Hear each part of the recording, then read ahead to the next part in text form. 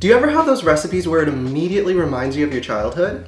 This is one of them. This is Peking duck. We would usually have this for special occasions, when we go to dim sum, when we haven't seen our family in years. It's made with crispy duck, marinated and seasoned with 5-spice, fresh vegetables julienned, and fluffy wraps to hold everything in. It's assembled with hoisin sauce, a couple vegetables, a slice of duck, and a garnish of green onions. It's super addictive when it's served just like this. And this is my version of Peking duck where you can serve it at home.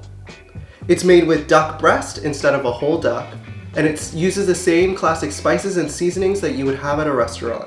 We're gonna go through how to make the duck, followed by making the flour wraps, and preparing the classic toppings like cucumber and green onion.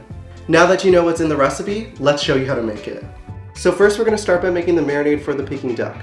It's a mix of sugars, acid, and salt from the soy sauce to give it that flavor and dark rich color. So for the marinade, we only have 3 ingredients, which is maltose, soy sauce, and red vinegar. The maltose is what gives it that sweetness and that dark caramelization. I'm using dark soy sauce, but you can also use your favorite soy sauce as well. And if you can't find Chinese red vinegar, you can also just use white vinegar. So we're gonna put all of the ingredients into a bowl, mix it around, and set it aside. And if you've never used maltose, it has this mild, subtly sweet flavor, which balances the acidic, fruity flavor of the red vinegar. Just mix it well together, and if the honey or maltose is too thick, you can just heat it up for 10 seconds in the microwave. And once it's combined, it should have this dark reddish amber color, and that's when you know it's right. Now that it's ready, we're gonna set it aside. And here we have our duck breast with the skin side up. We're gonna pour boiling water right on top. This helps loosen the skin from the meat and gives it a crispier texture. Then we're gonna season it with 5-spice and salt, and then brush it with the marinade we just made. And as I pour, you should see the skin pulling back away from the meat. I'm gonna just make sure I don't miss any spots with the water. Then pat it dry with a paper towel. Flip it to the meaty part. And season it generously with 5-spice and salt.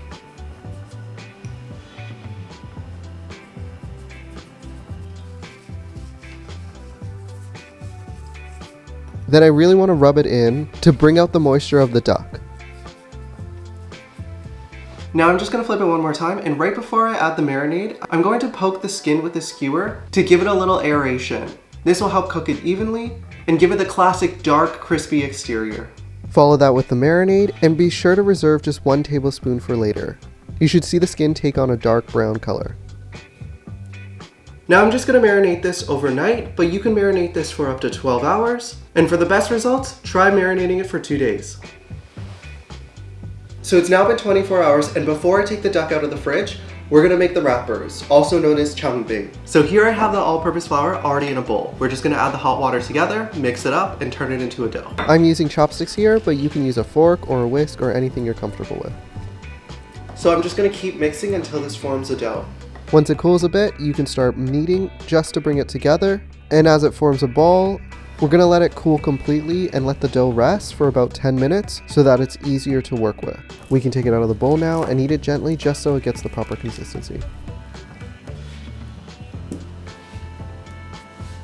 And as you're kneading the dough out, it should come out as smooth with lots of moisture, but not tacky or sticky. The best way to check this is the poke test, where you take 2 fingers or 1 finger and poke the edges to just see if it sticks to your fingers. Now we can roll these into a log, cut them out using a bench scraper, and I measured about 25 grams per piece. I'm just gonna take these, roll these into a ball, and flatten them out with a rolling pin until it forms a wrap. You can also use this for other recipes like stir-fried, shredded meats, and even scallion pancakes. We're using canola oil, but you can use any neutral oil. And we're gonna roll and turn them until they're about 5 millimeters thick. Place them into a hot frying pan and let them cook for about 3 to 5 minutes on each side with the lid on. Once it forms light golden bubbles, it's ready to flip. You can also use a spatula, you don't have to use your hands. So with the wrap, you should be able to find the crease on the edges and then just pull them apart gently until you have your wrap. And place a lid on top just to keep it warm.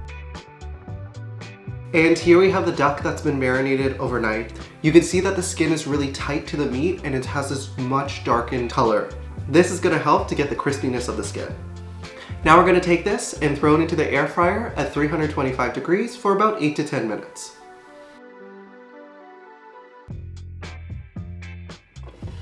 A lot of colors developing on the duck. It looks really good right now.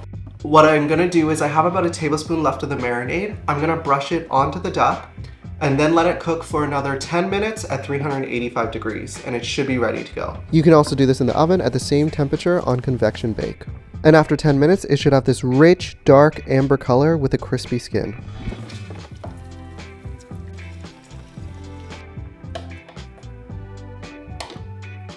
It smells so good right now. It has that perfect caramel crust. And as much as I want to slice into it, I'm gonna wait about 10 minutes.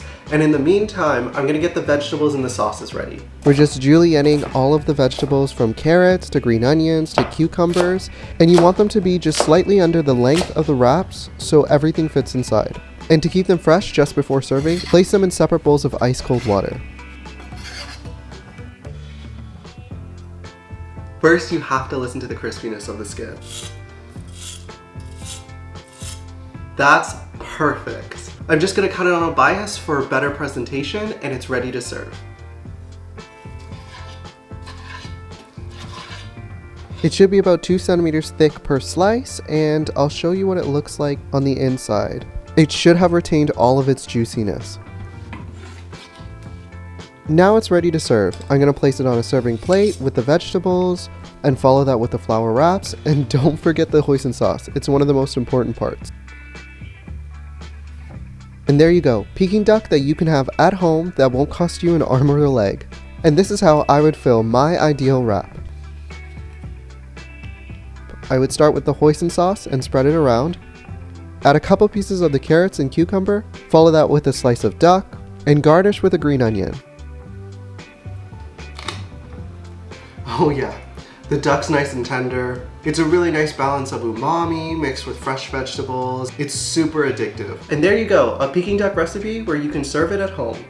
Thanks for watching. If you like this recipe, give it a like. And if you want to see more recipes like this, don't forget to subscribe.